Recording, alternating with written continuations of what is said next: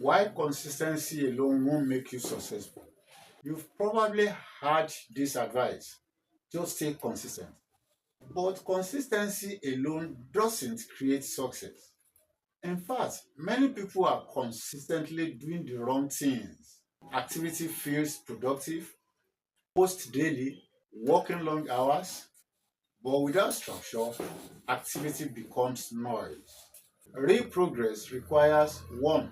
Direction, 2. Measurement, and 3. Optimization. Consistency should serve a system. Otherwise, effort multiplies confusion. Builders focus on structured consistency, not random efforts. Execution without structure wastes energy. Structure multiplies effort. If you are serious about installing the right system, application details are below.